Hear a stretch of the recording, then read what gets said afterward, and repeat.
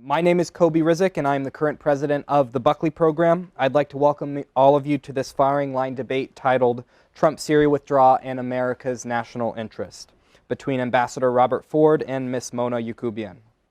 First, for those of you who may not know, the William F. Buckley Jr. program is an organization dedicated to promoting free speech and intellectual diversity on Yale's campus. We do so in a variety of ways, including hosting lectures, dinner seminars, firing line debates, and an annual conference. You can learn more about the program and how to become a fellow on our website, buckleyprogram.com. Now I'd like to introduce today's guests. Robert Ford is the Kissinger Senior Fellow at Yale's Jackson Institute for Global Affairs and a Senior Fellow at the Middle East Institute in Washington, where he writes and speaks about Syria, Iraq, and North Africa. He was the U.S. Ambassador to Syria from 2011 to 2014, where he received wide recognition for his work defending Syrians' human rights in the face of Bashar al-Assad's regime's repression. He received the annual Profile and Courage Award in 2012 from the John F. Kennedy Library in Boston for his human rights work, and a Presidential Honor Award in 2012 for his stewardship of the American Embassy in Damascus during a crisis period. Ford was the U.S. Ambassador to Algeria from 2006 to 2008. He received from Secretary of State John Kerry in March 2014 the Distinguished Service Award, the State Department's highest honor. Ms. Mona Yacoubian is a senior advisor on Syria, the Middle East, and North Africa at the United States Institute of Peace in Washington, D.C. Her research focuses on conflict analysis and prevention in the Middle East, with a specific focus on Syria, Iraq, and Lebanon. She is also the current executive director of the congressionally mandated Syria Study Group at the United States Institute of Peace. Ms. Yacoubian previously served as Deputy Assistant Administrator in the Middle East Bureau at the United States Agency for International Development from 2014 to 2017, where she had responsibility for Iraq, Syria, Jordan, and Lebanon. Ms. Yacoubian was also a Fulbright Scholar in Syria, where she studied Arabic at the University of Damascus from 1985 to 1986. She has held an International Affairs Fellowship with the Council on Foreign Relations and is a current CFR member. We look forward to hearing from Ambassador Ford and Ms. Yacoubian this afternoon.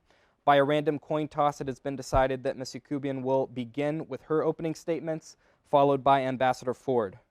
Following opening statements, which will last around 10 minutes or so, we will have a chance to respond to each other's statements for 2 minutes. That's 10 minutes for each of them for the opening statements. After this, we'll have a period of back and forth between our two guests, peppered with some guiding questions from myself, and we will then open it up to audience questions. For the last 10 minutes of the event, each guest will have a chance to provide a closing statement.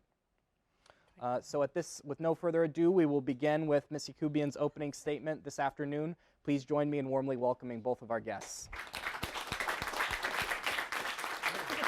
Okay, I won't say anything too important yet. How about that? Thank you, Kobe, very much. Thank you all so much for coming, and thank you for those that are bearing with us by standing. It's a real pleasure to be here. It's a great pleasure to be standing soon near my dear friend and colleague, Ambassador Robert Ford. I'd like to start by saying I think this afternoon's debate comes at a really important time, given the widespread questioning of the U.S. role in the Middle East, certainly to include, but not limited just to Syria. I think there are even questions now about whether or not the U.S. continues to have vital strategic interests at stake in the region. At the same time, we have a president who has vowed to put an end to endless wars in the Middle East, but he has in fact deployed nearly 20,000 more troops to the region since tensions with Iran first escalated in May. That represents about a 30% increase in troops in the CENTCOM area.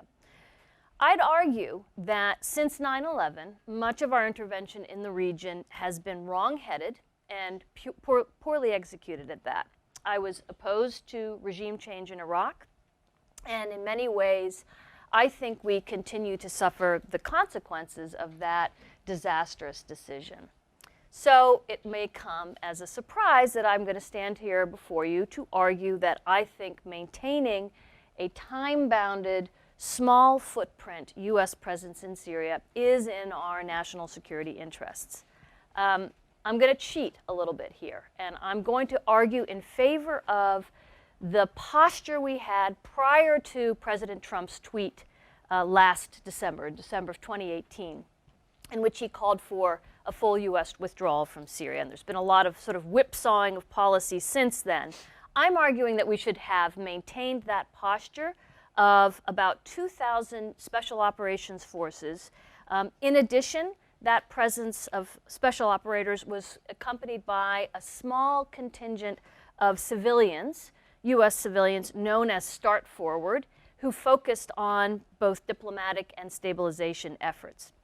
What's really important to note is that this small contingent worked what's called by, with, and through local forces. They enabled a much larger 60,000 strong force, local force known as the Syrian Democratic Forces, or the SDF. And what I would argue is that this creative model, had it been maintained, served U.S. national interests, and it potentially offered a more sustainable alternative to the forever wars. So let me start by talking a bit about what are U.S. national security interests in Syria.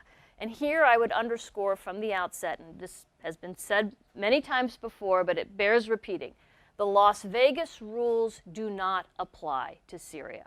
What happens in Syria does not stay in Syria. And in particular, I would underscore the spread of extremism. We had, of course, foreign fighters flowing into Syria, ISIS planning external operations from Syria, including fairly significant attacks in Paris and Brussels. We've had destabilizing refugee flows to Europe. I would underscore the summer of 2015, which many believe has led to the rise of xenophobia in Europe, the rise of populist nationalism, and even potentially had a role to play in Brexit.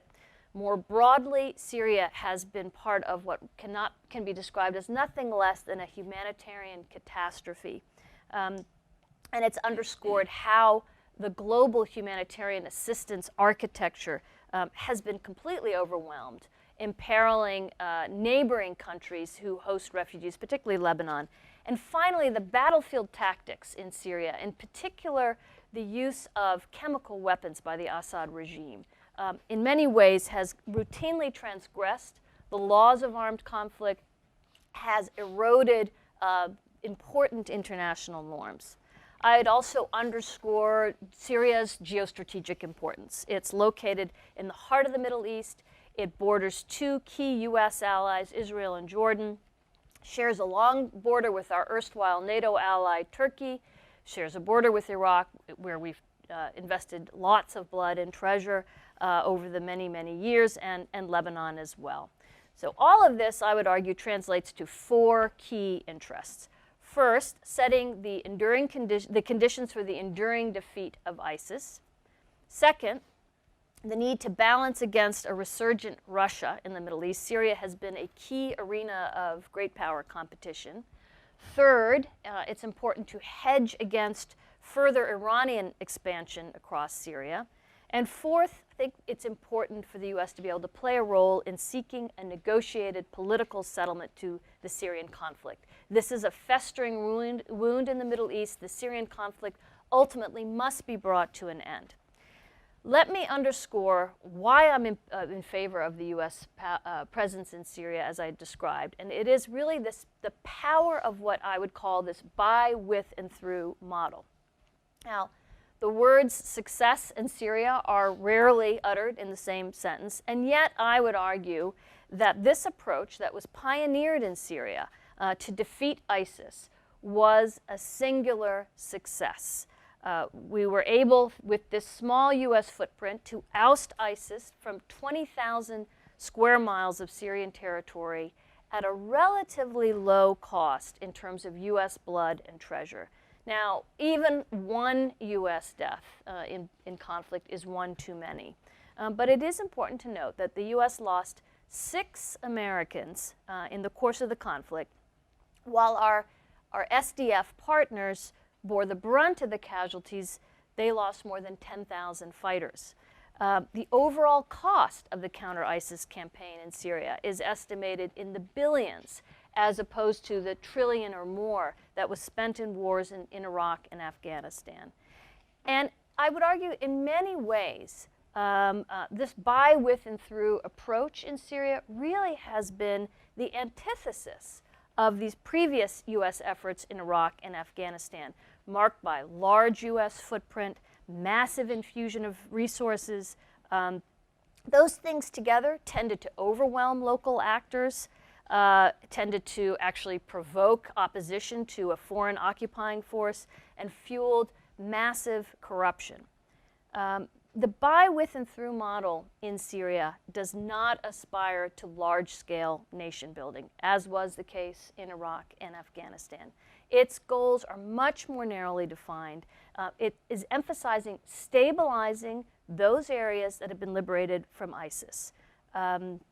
These post-combat efforts really have focused on things like clearing rubble and IEDs, restoring essential services like water and electricity, building the capacity of local governance structures.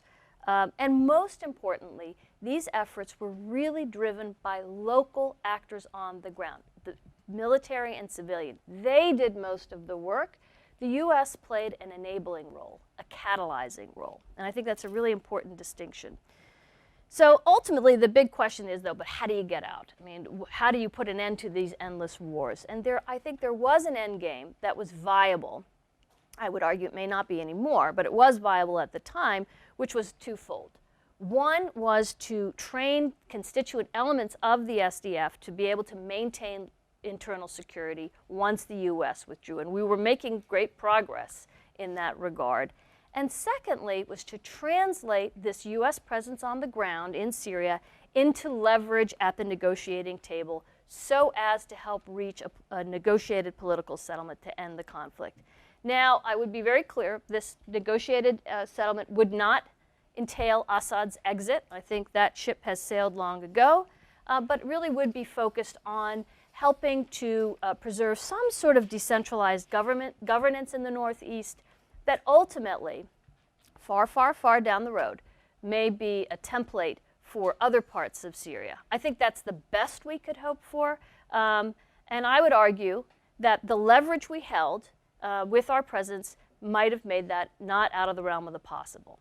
Now, what is the leverage? Well, again, I would say at its height, the U.S., along with its SDF partners, controlled nearly 30% of Syrian territory. And this wasn't just any Syrian territory. It was territory that's rich in resources that are critical to the lifeblood of the Syrian economy. So 70 to 80% of Syria's hydrocarbon resources are in this region. 2/3 of the country's water is in the northeast or in the areas held by the SDF. And of course, rich agricultural land. 70% of Syria's wheat production originates in SDF-controlled areas. It's literally the breadbasket of the country. Last point is, I think we've seen by the decision to pull back from the sort of parts of the northeast bordering Turkey, that this is what happened this past October, and we've left in place a residual force, which I would say is far from ideal. We've already seen what the downsides are to pulling out from Syria by what happened after that pullback. You had Turkish incursion, which led to greater instability and displacement. You had the collapse of one of the important IDP camps that houses women and children who fled ISIS-held areas, raising serious concerns about the viability of ISIS detention sites as well as displacement camps, all of which are guarded by Kurdish forces and which have, I would argue, enormous national security implications, not only for the US, but also for our European and other allies. You saw Russia and the Assad regime move in quickly to occupy areas that had been held prior by the United States and its allies. And despite what our government colleagues are saying, we have seen already early signs of a resurgent ISIS. There's also a question about the reliability of the U.S. as a partner in the ways in which we sort of withdrew our support from the Kurds. Missy Cuban, we're going to have to Yep, here I go. Finally, a question about a commitment from our allies in the global coalition to defeat ISIS. If the U.S. doesn't have skin in the game, we can't expect our allies to do the same. We'll stop there. Thank you. Thank you. Ambassador Ford. Thanks. Well, first, thank you all for coming. Not quite sure why you're all here. Syria is such a grim story. And I'd like to thank Mona for coming up to Yale from Washington. Mona and I first met in 1993 when I was getting ready to go to Algeria to work in Algeria in the middle of the Civil War with my wife, and Mona was saying, I think that looks pretty dicey, Robert. It doesn't look so good in Algeria in 93. And I was like, oh no, it's going to be fine. Well, Mona was right. It was a nightmare. So it's nice to see you up here. I have, of course, a different take on Syria. Spent a lot of time on the ground, and I have huge respect for the bravery, unbelievable bravery of the Syrian people confronting a government which is just barbaric. But that said, that government won the war. And as an American, I think we need to be honest about it. I think historians need to assess what we did and why we did it and lessons we can learn. But going forward, I think we need to get American forces out of Syria. And when I say American forces, I mean all American forces. Let me tell you why I think that. First, I think it's important to remember Syria was never in any kind of American sphere of influence. It was always a close ally of Russia. That dates back to the 1960s. It has had very good relations with Iran since the late 1970s. Bashar al-Assad's father started that. When I was in Damascus in 2011 and 2012, the Iranian Revolutionary Guard Corps was already on the ground. The Russians were already on the ground with big military assistance missions. If there's an interloper in Syria, it's not them, it's us. Second, Mona has ably described the problem of refugees, the impact of stability on Europe, problems with ISIS. All of that is true. But going forward, the way to deal with refugees is not to keep an American military presence in eastern Syria where the refugees didn't really come from to begin with. The refugees came from western Syria, and as I said, the Assad government has already won the war. The question is how to help the refugees now, which I will get to.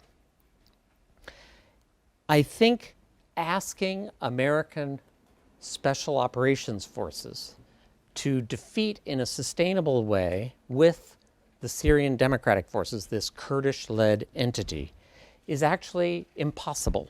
Why do I say that?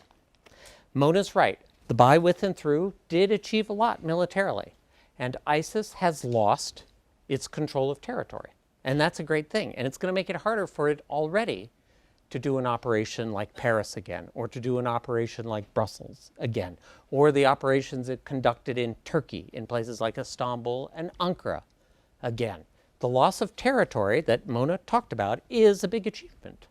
But going forward, is the SDF the ideal instrument to keep ISIS contained? I would argue no.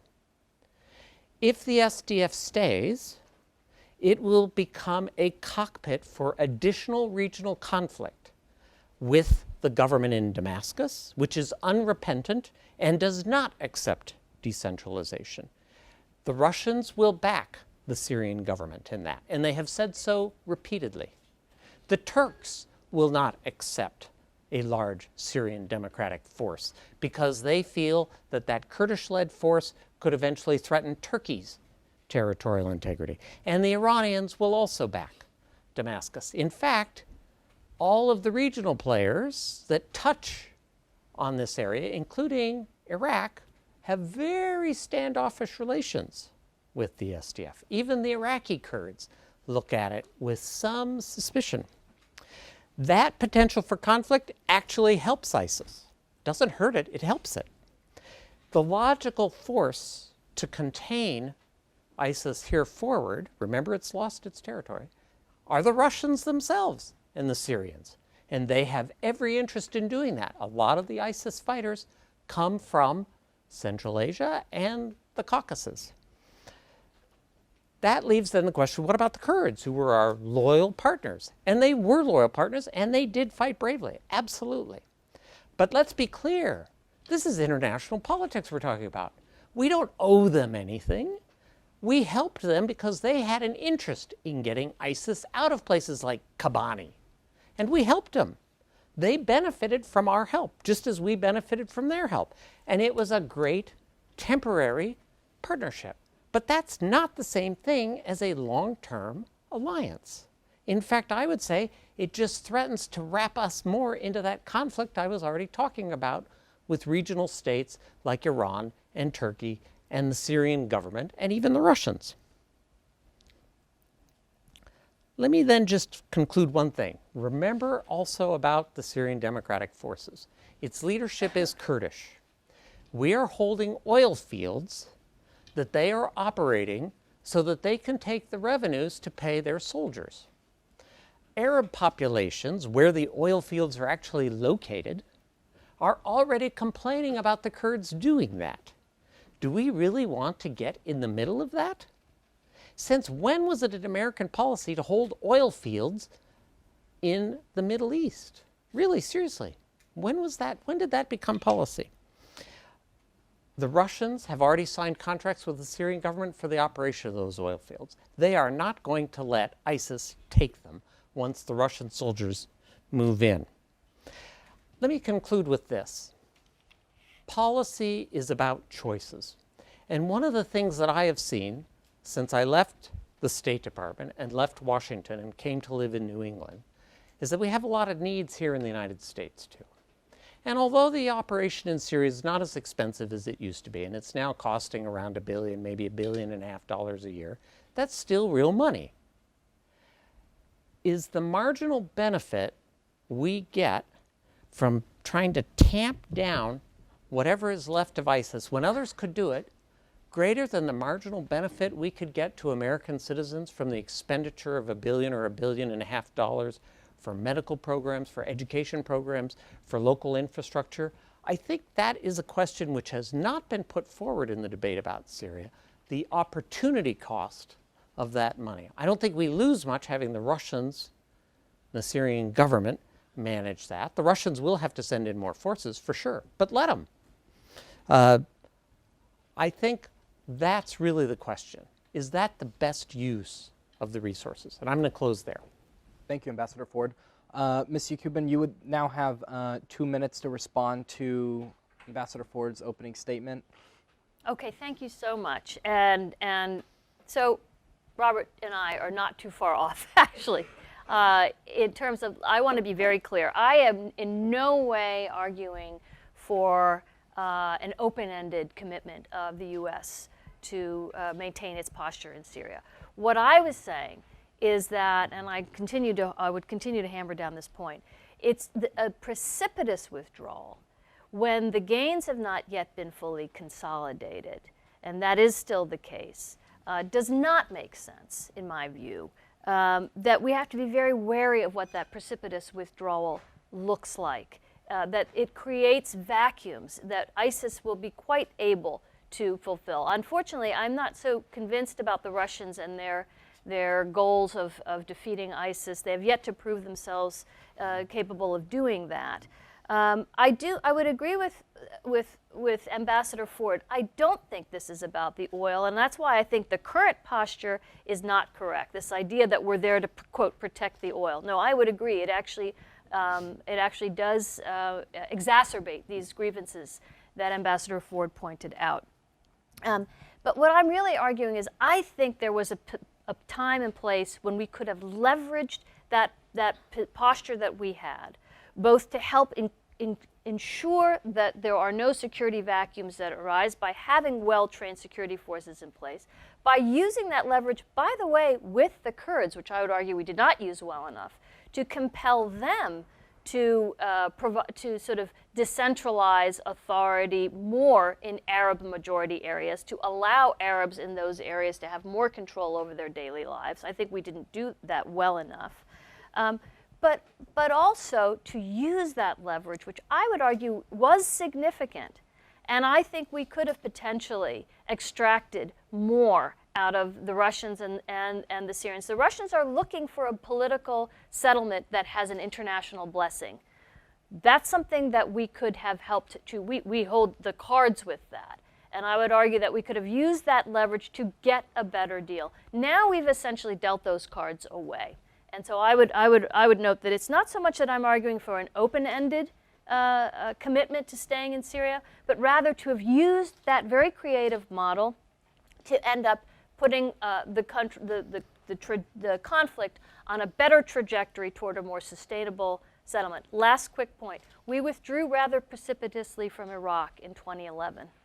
And we saw what happened there. There are many other factors, and I won't pretend to argue with Ambassador Ford about Iraq. He's got far more experience than I do on that. But I do think it's important to underscore that that withdrawal, the security vacuums, alongside other kinds of key issues in governance, et cetera, did give rise to ISIS out of the ashes of al-Qaeda in Iraq and ended up having us have to go back. I would argue it's much more expensive to have to leave precipitously before the job is done and then be called back in extremis because of crises that erupt. Right, Ambassador Ford, you have about 3 minutes to respond to that. Great. No, thanks. So, a couple of things. One, I wouldn't even begin to defend the president's rollout of the decision about the redeployment of American forces last autumn. I still think it's the right decision to get U.S. forces out of Syria, but I sure as heck don't think you should surprise your Secretary of Defense with a tweet. I never learned to conduct foreign policy that way. Not a good idea to surprise the commanders on the ground and the CENTCOM commanders in Florida. I mean, the rollout was abysmal, even if I think the president's trying, sort of in a weird way, to get to a sound policy base. The technique leaves a great deal to be desired. When Mona says she doesn't want an open-ended commitment, I think that's great, but I have yet to see any discussion anywhere in Washington about how it wouldn't be an open-ended commitment. We didn't want an open-ended commitment in Vietnam. We don't want an open-ended commitment in Afghanistan. But what are the benchmarks by which we could say, we're making progress, we can see light at the end of the tunnel? What is the end game? And if the end game is we're going to have a big Kurdish-led Syrian democratic force with tens of thousands of fighters to contain militarily the remnants of ISIS, I have to say, stop. That's not an end game. It won't be accepted inside Syria, and it won't be accepted regionally. It's not an end game. It's just one more phase. Mona's talked a lot about leverage. So let me tell you about the leverage. The leverage we have in eastern Syria, even with the oil fields, which are small and mediocre, most of them high sulfur content, low market value, has never been enough to extract one single concession from the Assad government. We have had them under American control since 2017. Has Assad in that time given one concession to the United Nations in the political process towards decentralization? No, none, zero. The leverage is a nice concept. It looks great on paper, it just doesn't work. Assad has a different time frame than we do. He's thinking years and years and years. The Iranians too, and even the Russians. The Americans are always thinking about a year, 2, 3 years. They have a much longer time frame. Mona also said we would have leverage to get the Kurds to behave better. I have to tell you on that, I don't believe it. I was in Iraq where we had 150,000 American soldiers trying to get the Iraqis to behave better. It didn't work there, and it's not going to work with the Syrian Kurds either. They have histories, they have competitions with people on the ground that predate the American arrival by centuries. I'm not saying that, oh, they've been fighting forever and there's just nothing we can do. What I am saying is it's a lot more complicated than we can easily understand, and progress on it is incremental at the very best. It's not an end game. And it's not something where leverage, whatever that is here, gives you a fast result. And so better to let the Russians and the Syrian government expend the resources to contain ISIS in eastern Syria, just as they are now trying to do, and it's difficult for them, in western Syria. Ms. Yacoubian, you mentioned, you brought up the issue of refugees in Syria. In Turkey, Turkey has been host to, I believe, over 3.5 million refugees of the 6 million total that have fled the civil war in Syria over the past 8 years. This is by far more than any other country has been host to in the region. So I'm curious if there is either some legitimacy or some solution to President Erdogan's goal of creating this eventual safe zone to move some of those refugees out of Turkey and eventually resettle them back in Syria. What should the ideal U.S. position be on that? And is it in our strategic interest to work with President Erdogan on that goal or not? Thank you. That's a great question. And I do believe that the refugee issue, that's something I worked on extensively while I was at USAID. And it is a significant problem. It's not going to go away. It's a generational issue. And I believe that it's not an either or. We have to be very much engaged on that. One quick thing. Yes, it's true that Turkey hosts the largest number in absolute terms of refugees, but Lebanon actually hosts the largest number of refugees per capita in the world. So the most important thing about refugee return is that it be voluntary, safe, and dignified. Those are the three characteristics. That is what the sort of international law demands. The problem with what President Erdogan is suggesting, and no one is to take anything away from Turkey, they are doing an incredible job in hosting so many refugees. It is becoming an enormous domestic issue in Turkey. And so what is concerning is that President Erdogan would look to force Syrian refugees back into Syria. This actually started to happen this past summer when there were Syrians who were arrested and who were actually pushed back into Idlib, of all places. This is the one remaining stronghold of Syrian rebels, and it's an area that we are all very, very concerned about, given the sort of very vicious government offensive that is now taking place to retake those. So no, I don't think we want to support President Erdogan in his desire to push Syrian refugees back into Syria. The other big concern, of course, is one that has to do with ethnic cleansing. And here, too, unfortunately, there is a track record that the Turkish government has established. They ended up, through their proxies on the ground, pushing a number of Kurds out of a former Kurdish canton in the western part of Syria called Afrin, and pushing them out, committing all sorts of atrocities that have been attributed or sort of documented, by international human rights organizations, and instead pushing Syrians not from that area into this former Kurdish enclave. So I think there are also very legitimate concerns that have to do with ethnic cleansing that we need to flag. Ultimately, yes, it's very important for Syrian refugees to be able to return back to their country. However, unfortunately, the track record on this is not good. UNHCR estimates that the average length of stay of a refugee in a host country is 17 years. This is a generational problem. And so I think we have to be very, very careful that we not see forced returns, which really would be against international law. Great. Another question I had for Ambassador Ford was sort of this idea that there was an inability for the U.S. to engage directly militarily with a NATO member, being Turkey. That was used as justification for withdrawal in October as sort of tensions between the SDF forces increased. What does our decision kind of more broadly suggest about the state of NATO now and in the future? And this is for both of you. And what does the future of NATO look like in the context of these decisions over the past 18 months? Yeah. A couple of thoughts on this. I was just in Ankara in December talking about something very similar to this with Turkish officials.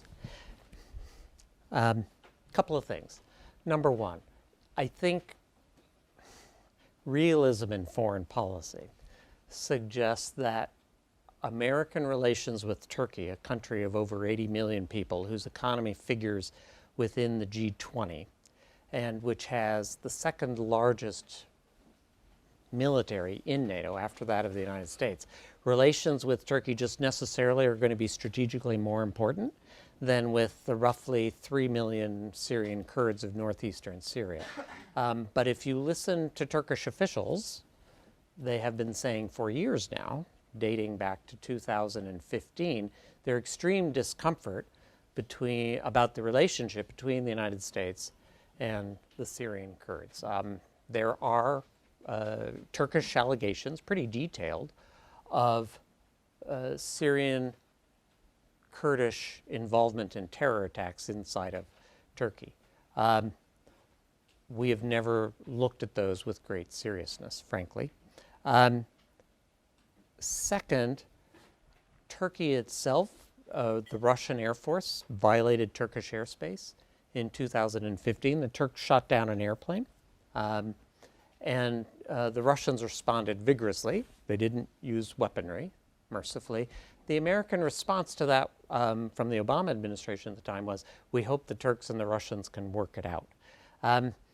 Probably not the kind of reassuring language that a NATO ally whose airspace had been invaded would have hoped for. Imagine today if Putin's Air Force violates Polish airspace. Will we just say we hope the Poles and the Russians can work that out? My guess is it'll be a little more vigorous language, if nothing else. We did send some Patriots down there, and that has been a source of problems between us and the Turks ever since. How to protect that border. NATO itself, one of the reasons it's having a lot of problems right now is because the Turks are raising uncomfortable questions about where does the alliance commitment end?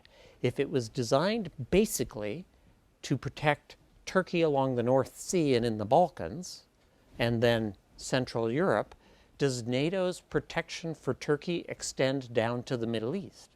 And I think that's a fair question for all of us to be asking, and it's a fair subject for debate.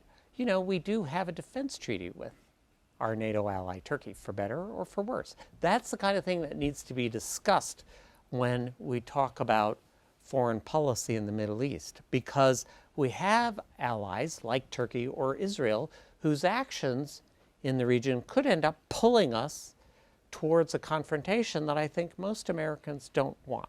I'm going to stop there. Yacoubian, did you have a response to this? I have a slightly different view on Turkey. I mean, I think if we look at the behavior of Turkey under President Erdogan, it has been one of mounting concern with respect to U.S. National security interests and U.S. foreign policy. This is a country that under Erdogan has become increasingly authoritarian, in which human rights abuses are occurring with greater regularity. It holds, I think, perhaps the largest number of journalists in prison of any country in the world. It's imprisoned Americans. So that's not even talking about Syria. In addition, I actually am very concerned about, I think that NATO and the fate of the alliance may be yet another casualty of the Syrian conflict. I mean, we can't ignore the fact that Turkey has purchased Russian anti-aircraft S-400 missile systems. This actually is an enormous violation of NATO. And in fact, what's interesting is that our own government has been so reluctant to undertake the sanctions that by law they need to undertake. I think Turkey is already sort of shifting into another sphere of influence and away from the U.S. We haven't talked about Turkey's, frankly, turning a blind eye to foreign fighters and extremists who entered into the Syrian conflict largely from the Turkish border. And now they're facilitating, or there's lots of questions about networks of extremists moving out of Syria, out of that conflict and elsewhere into the world. So I have real questions about Turkey and its how it assesses the extremist threat. I would argue that its view of ISIS does not coincide with our own. So I think the alliance with Turkey is in danger for reasons that have to do with Syria, yes, but frankly are much deeper and may spell sort of a trajectory that was going to take place regardless of what's happened in Syria.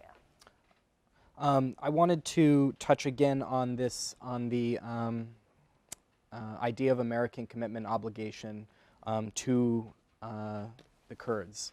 And correct me if I'm wrong, Ambassador Ford, but a few minutes ago you essentially argued that the U.S. does not have this sort of fundamental commitment beyond everything to protecting and aligning with the Kurds. In fact, as you wrote in your Washington Post op-ed at the end of 2018, you said that our main goal should be stability in the region. If that means changing our involvement in some way, then essentially so be it. I'm curious to know from Missy Cuban, what is our obligation to the Kurds, sort of independent from, if we look at the issue independently from a resurgence of the Islamic State, is there some other reason that you believe the U.S. should be? I just wanted to read you a tweet from President Trump. He said, quote, "I held off this fight for almost 3 years, but it is time for us to get out of these ridiculous, endless wars, many of them tribal, and bring our soldiers home. We will fight where it is to our benefit and only fight to win. Turkey, Europe, Syria, Iran, Iraq, Russia, and the Kurds will now have to figure out the situation on their own." Yeah, I think he also criticized the Kurds for not being allies with us in World War II as well, in that same tweet. But listen, no, our policy has been that our partnership with the Kurds is temporary, transactional, and tactical. And I think that military commanders on the ground, I think we're always very clear with the Kurds. We are not about you establishing an autonomous Kurdish region. In fact, U.S. policy has been one of maintaining a unified Syria. And I think we were very clear with the Kurds about that from the outset. So I'm not arguing that that's what we should be doing. What I am arguing, though, is that when we are in partnership, we need to be fair with our partners and how we treat them. In the same way that Trump, tweeted and our own cabinet wasn't aware, our allies weren't aware, neither were the Kurds. Yeah. And let's not forget, again, they sacrificed 10,000 of their own. And I would differ slightly with Robert on this. I mean, they went places that they weren't necessarily interested in going, for example, Raqqa, which doesn't have a Kurdish population really to speak of. And we looked to them to help retake Raqqa because the Turks could not come forward with a reliable force that we could partner with. And of course, Raqqa has important symbolic value as the capital of the so-called caliphate. It was essential. So I guess what I'm saying is I think we just need to be fair with our partners. We need to treat our partners well, not only because of what it means for the Kurds in Syria, but it's also what are the takeaways that others will have when they look at how the United States extracts itself from partnerships. There's a good way to do it, and there's a bad way to do it. And I think withdrawing precipitously, not telling them what we're doing, leaving them in the lurch is not the way to do it. And I think it will have an adverse impact on our ability to partner with local forces going forward. And as I said from the outset, I think that's the model. The model to put an end to these endless wars is for the U.S. to catalyze, to enable others on the ground, local partners on the ground who have a stake in the game, who are organic to get the job done. We won't be able to undertake this model again if the takeaway from others who are watching is, well, don't partner with the U.S. because they could leave you in the lurch. at a moment's notice. Ambassador Ford, did you have some response to this? And then we're going to move on to audience comments for the last 25 minutes or so. So can I take 2 minutes? Absolutely. Yeah. So just a couple of things. On the Kurds in Syria, remember that not all Kurds are the same. The Kurds in Iraq are not the same as the Kurds in Turkey, are not the same as the Kurds in Syria. Talking about the Syrian Kurds. Distinct. They are not united politically. They have deep divisions within their own communities. We joined up with one particular faction among many factions in Syrian Kurds.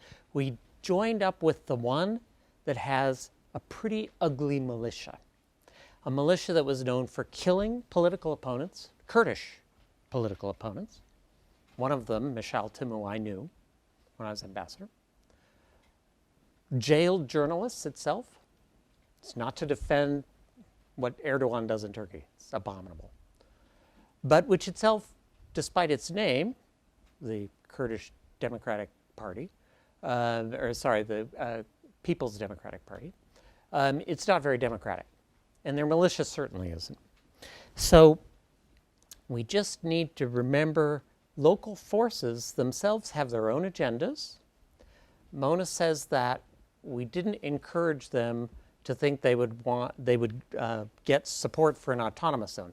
We may have said that to them, but the no-fly zone overhead, which kept the Syrian government away, was better encouragement for their autonomous zone than anything we could have possibly said or done. There's a reason the Syrian Kurdish cities were not bombed, when the rest of the Syrian cities were not only bombed, but bombed heavily. Go see The Cave. Go see Forsama, both just nominated for Oscars. Syrian Kurdish cities, because of the American no-fly zone overhead, didn't have that. And, frankly, they've set up the autonomous zone under an American military umbrella, whether we said we like it or not. We just accepted it. So Mona's right. They went to places which are not necessarily Kurdish, like Raqqa. They also went down to Deir ez-Zor, where those oil fields are that we were talking about a little while ago. Despite the wishes of many people in those local populations, they actually brought those into the YPG militia-run autonomous zone. So they may not have liked it, but it's like Frederick the Great said of Maria Theresa when they divided up Poland. Oh, the Empress of Austria cries, but she takes her peace.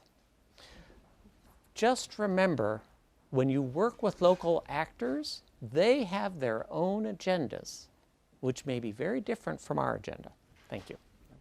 So at this point, we're going to open up to audience questions, and then the last 10 minutes, we're going to give each of our guests 5 minutes just for some closing statements. So Matisse here has a microphone. Since we're in such a small space, we're going to have to cooperate a little bit as passing it down. But go ahead and raise your hand, and we'll try to fit in as many as possible. Thank you both for being here today. So not in a broader political sense, but on specific Syria policy, which, if any, of the presidential candidates has put forward a comprehensive Syria plan? And looking forward, who would you expect to, if they became president, to lead in a way that you would see as optimal on this issue? God. You live in Washington. Let's be honest. I don't think Syria has really figured in any significant way. And I'll be very honest with you. I am not tracking what the various candidates are saying on Syria. I'm not affiliated with any of the campaigns. I do think, the one thing I would say, I do think that this escalation in tensions with Iran has certainly provoked, I think, a healthy and very important discussion about what are U.S. interests in the Middle East, and how do we avoid falling into yet another endless war. And there, I think there's actually a surprising amount of unanimity amongst the candidates of wanting to ensure against these kinds of entanglements a la Iraq, first Iraq and Afghanistan. And again, what I would argue is I do think we have in Syria had a very interesting model.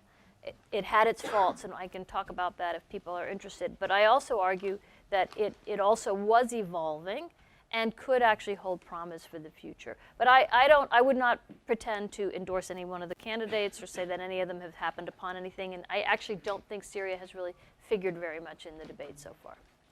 Ambassador Ford? Well, I have to first confess, truth in advertising, I'm on an informal team of advisors with Elizabeth Warren. And so I should just be upfront about that. I have given her campaign advice. She has an article in the Atlantic today, and I would recommend it to you. And I think I should just stop there. I mean, I could tell you why I like Elizabeth Warren, but I don't think this is the time or place for that. I think we have one here and then one more in the back. Ambassador Ford, in your opening statements, you briefly touched on your thoughts about the refugee crisis and said that you would speak on it later, and I was wondering if you could speak on that and your thoughts. So thank you. Mm-hmm. Thank you very much. How much time do I have? We're doing about 2 minutes per answer. 2 minutes. So just a couple of things. First, Mona said something really important to understand the Syrian refugee crisis. Lebanon is overflowing in terms of density of refugees and the number of refugees per capita. But the population in Turkey is actually bigger, and there's also a very substantial refugee population in Jordan. I think the most useful thing, I want to underline this, the most useful thing the United States government can now do to ease the worst of the Syrian crisis is to increase aid to refugee assistance in places, first Lebanon, maybe number 2, Jordan, and number 3, Turkey. Like Mona, I totally agree we should have nothing to do with an Erdogan plan to transfer populations into northeast Syria. That is a recipe, a certain recipe for conflict. I worry, frankly, that the fighting in northwest Syria now, and it's very heavy fighting, is going to create a new refugee surge to Europe. And so I think it is urgent right now for this administration to be talking to the Turks with all of the problems that Erdogan brings to the table, and they are many, but talking to Erdogan about how to manage a new refugee surge that is coming up to the Turkish border. I was just at dinner here at a restaurant in New Haven 2 nights ago, and there was a gentleman there, a Syrian, by accident, coincidence, and his family is in Idlib. They're trapped there. And he said they're right up on the border. We need to be talking to the Turks now about how to manage those people that are in immediate danger of Russian and Syrian bombing. And stop there. Ms. Yacoubian, and then we were going to go here, and then I think there's one right back here. So just very quickly, I would absolutely agree with Ambassador Ford on the need to maintain and even potentially increase assistance to refugee hosting countries. As I said, this is a generational problem, and it will become a security problem if we don't do more to help those countries hosting refugees figure out a way to have refugees that are there be able to go to school in those countries and frankly be able to work. Not easy. I would also argue we need to go back and review our own refugee admission policies. And we've admitted pitifully few and no Syrians, and that needs to change. So that would be the second. The third is I share Robert's concern. Already 800,000 people, nearly 1 million IDPs have been created since this past May when the offensive in Idlib first began in sort of full force. That's significant. Turkey has been very clear, though, that it is not going to accept any additional refugees. And for, again, standing here as an American where we aren't bringing any and they have 3.5 million, it's hard to force them to take more. One thing that's very interesting is that the Kurdish commander of the Syrian Democratic Forces has now publicly said that they will take IDPs, because that's what they'd be, they'll be internally displaced within Syria, that they will help facilitate IDPs who are trapped in Idlib, which has people, by the way, who have been displaced multiple times, 10 times. Many of them are not from Idlib. And he is willing, we'll see what that looks like, to help settle some of these IDPs into areas that are under their control. Look, at the end of the day, The real answer to this is bringing the conflict to an end. And here again, I agree with Robert, Assad isn't going anywhere. And we need to be real about that. And I think if we're real about that, realistic about that, we may be able to get a more realistic solution, a realistic resolution. Last thing is the other issue that's now come into play is that the UN Security Council resolution that allows cross-border assistance from Turkey into Idlib, it has only been renewed now for 6 months. That could be a disaster in the making if that UN Security Council resolution is not renewed again. Already the border from Iraq has been closed, the UN crossing point, and the UN crossing point from Jordan has been closed. So we also need to put all of our attention into ensuring that those two border crossings remain open so that assistance can flow into these areas. Okay. So thank you, Ambassador Ford and Mrs. Yacoubian. Ambassador Ford, you mentioned that Assad won the war in Syria, and many would argue that it's actually Russia and Iran that won the war against the U.S. and U.S. allies like Saudi Arabia and the UAE. It also seems that the U.S. is losing in the Middle East. U.S. national interests are being harmed everywhere from Iraq to Yemen, Syria, even Turkey. Last I remember, the U.S. Was warning Turkey from buying the SA-400 and aiming that they will not provide them with the F-35, and Turkey simply didn't care. We should also remember that Erdogan is an Islamist and is a little bit different from the previous presidents of Turkey, especially those that started with the NATO alliance. And my last question, there is a stereotype in the Middle East that if you're a minority and you do not want to lose, it's better to have an ally like Putin or Russia or Iran rather than the US, because the Alawites, they don't outnumber the Kurds in the Middle East, at least. Of course, if we're combining like the Kurds in Turkey, Iraq, and Syria. I think that the Druze in Lebanon have understood this long time ago. The Christians in Lebanon keep on saying that to be a U.S. ally is not beneficial, and in money time they just leave us in the middle of the way. That's it. Thank you. And could we pass the microphone back to the corner here? He's been waiting for a while, and then we can start this one with Ambassador Ford. So I would say this.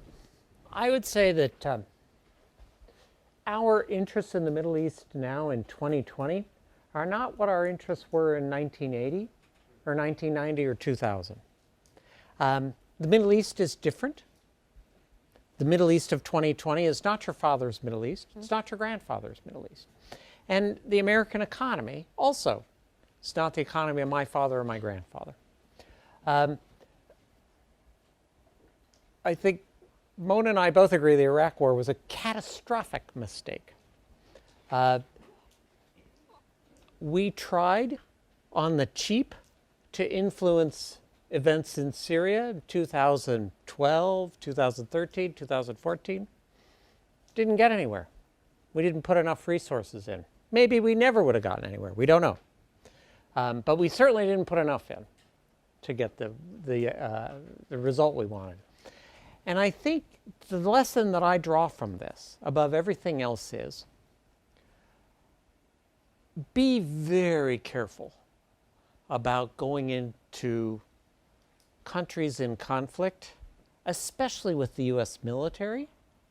Beware of unintended consequences, negative impact on Turkish relations, for example, which was certainly not something we were thinking about when Barack Obama in 2015 announced that the United States would go in militarily into northern Syria. Was not on Washington's radar at all. So a little more caution, and I would say because the Middle East itself is changing, there's more agency, I think, there than there used to be. We need to go in with a great deal more humility. And I'll stop there. So I guess I would say, again, I think here Robert and I also agree, although I would say I'm not sure regime change in Syria was ever going to work, in part because of the point that you made, which is that the Russians and the Iranians were going to go in whole hog, and there was simply no appetite in the U.S. Here we are talking about even spending some few billion for stabilizing some piece of Syria. The Americans were done with the idea of regime change. We also saw what happened in Libya, by the way, which very strongly, I think, influenced the Obama administration's views on what to do in Syria. I would also, I think that the idea of regime change was doomed to fail in Syria. I also think, though, it's important to note, my own sense is that we really have completely botched our engagement in the Middle East since 9/11.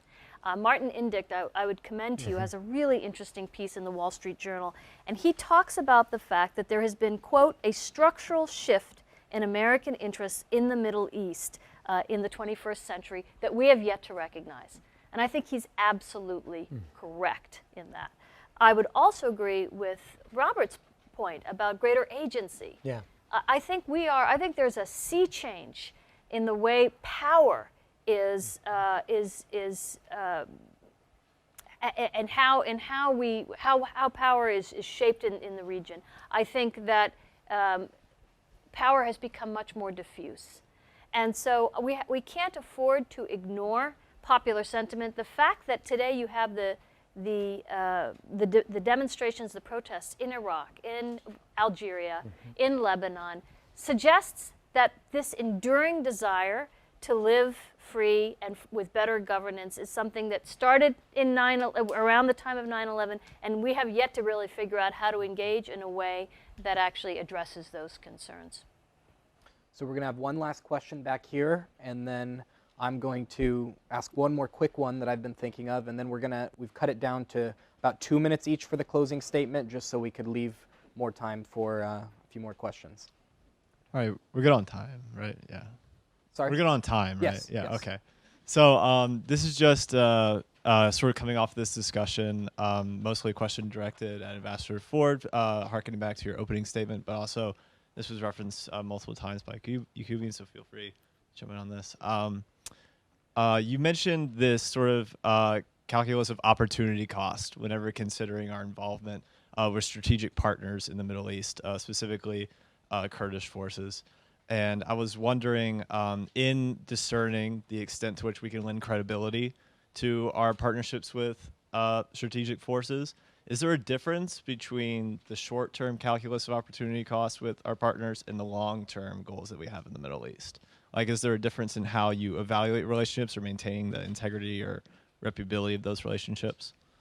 Sure. I think when policymakers are trying to figure out a course of action,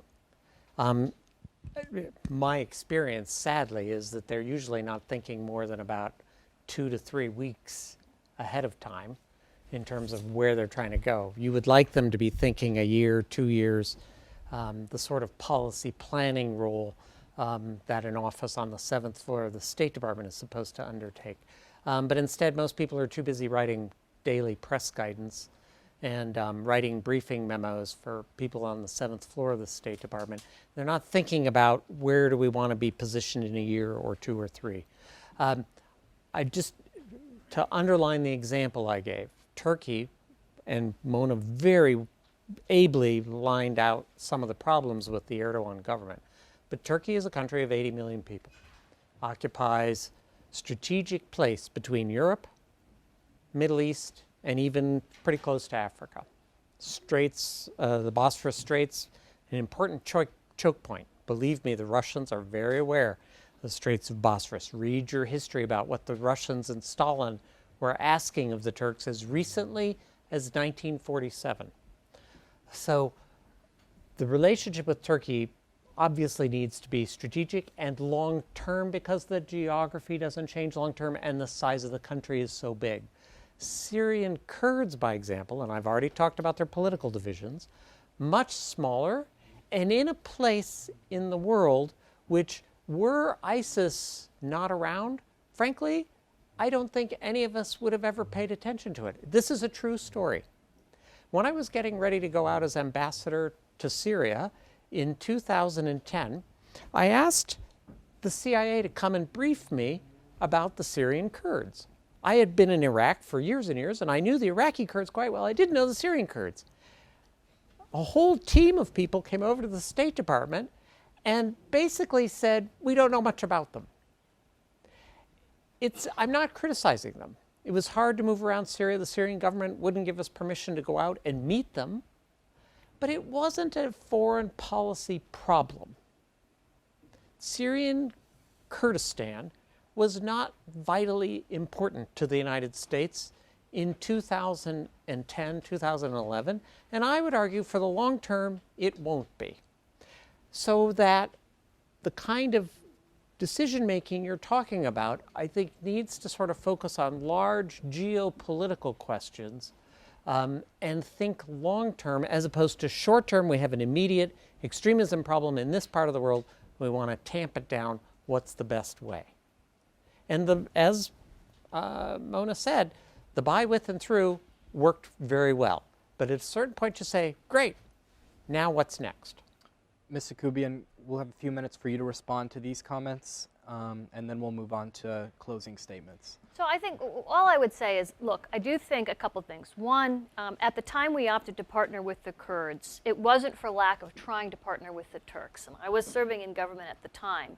We made numerous entreaties to Erdogan, and they were not able to produce a partner force on the ground in Syria. Second point is, I don't think we should forget the urgency of the time. So this is to the point of short term. Attacks had already been taken against European allies in Brussels, in Paris. There was concern about external operations planning for attacks in the United States. Let's not forget 9/11 and the impact that had that frankly still reverberates in our country. So there was an urgency. The decision to partner with the Kurds was taken in that context. And at the time, again, I was working in government, working on Syria, working on governance issues in Syria. We were very clear that we were sowing the potential seeds for conflict down the road, precisely because of the points that Robert has raised about relying on Kurds, the ways that would impact Turkey, and also the ways it would impact local Arab forces, local Arab populations. That said, I think we could have done more early on, and we actually did start to do more to press the Kurds on local governance issues with Arabs, and frankly, they were successful. They are a learning organization. So their treatment of Arab populations in and around Tel Abyad and Manbij was one thing. Their treatment of Arab populations further down in Raqqa was something much better. And what's really interesting is if you talk to Syrian Arabs under Kurdish control, they prefer being in SDF-held areas than the regime coming back. They are terrified of the prospect of the regime coming back. So I guess I would argue there are some short-term benefits. We need to do more to think about conditionality, about working with partners in a way in which we use our leverage, and we have quite a lot of leverage with the Kurds, or we did. We don't need more, to actually have them behave in a way that's beneficial. The last point, Robert has brought up many times the Turks as our ally, it's a NATO ally, it's a large country, etc. I agree with all of that. But I actually think, again, Turkish behavior, particularly in issues of U.S. national security interests, particularly the support of extremists and the role that Turkey played at a minimum turning a blind eye to extremist networks operating in Syria, is important to bear in mind. Secondly, I actually think there's much more we could have done diplomatically to help the Turks address the problem with the Kurds in their own country. That, I would argue, is at the root of this problem, the Turkish-Kurdish conflict inside Turkey. And we have played a role in the past in helping to mediate and helping to initiate negotiations. I would have hoped and would have liked to see us do more in that regard. Right, thank you. So we're going to move on to about 2 minutes each for closing statements at this point. Since we started the opening statements with Ms. Yacoubian, we're going to start the closing ones with Ambassador Ford, and we'll be wrapped up around 5:45, 5:46 or so. 2 minutes? 2 minutes each, yes, Got please. Speak fast, Robert.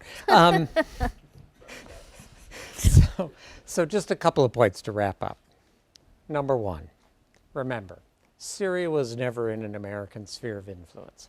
Underline, never in an American sphere of influence. If Russia and Iran end up predominant there, it doesn't change the world balance of power. In fact, it just takes us back to where we were in 2010, 11, and 12. Don't exaggerate. Number two, another thing not to do, don't give the U.S. military impossible missions. ISIS developed out of a series of political, economic, and social grievances in eastern Syria and also in western Syria. American special operators, even with a Kurdish-led militia, really can't fix those political, economic, and social grievances. Mona was just talking about the success of the Kurds in terms of dealing with some of that. That may be, but Office of Inspector General reports from the Department of Defense, look them up, read them yourselves, from October and January, both talk about the difficulties implementing stabilization programs on the ground in eastern Syria because of the tensions and conflicts between the local Arabs and the Kurdish militia fighters. That's Office of Inspector General, Department of Defense, October 2018, January 2019. Google them, you'll find them. We just need to approach the region with some humility. Don't think we have the recipe for how a state should be set up, centralized, decentralized. Let's leave that kind of nation building behind. People have agency.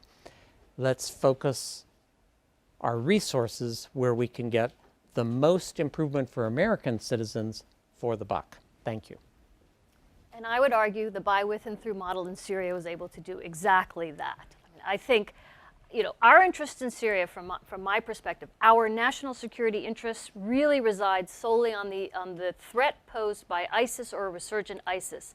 That is a threat directly to the homeland, and it needs to be taken very seriously. I would say this, I don't think we go back to the status quo ante, as Robert has asserted. No, this is a very different Syria. Russia and Iran are entrenched in Syria now in ways that were never the case prior. Yes, sphere of influence, but the level of entrenchment, I think, is quite different. For me, again, what I would underscore, the by, with, and through model, not without its faults. But Robert, the subsequent reports by the Inspector General have shown that, in fact, there have been improvements in governance at the local level. And in fact, the most important way to see that is how people vote with their feet.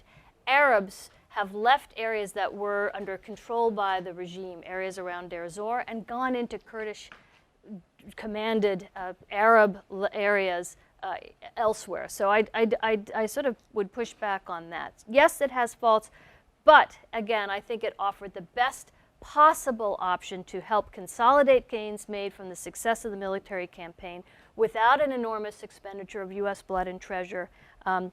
We should not have abandoned that approach. I think it really held promise for addressing U.S. national security interests without embroiling America in yet another forever war.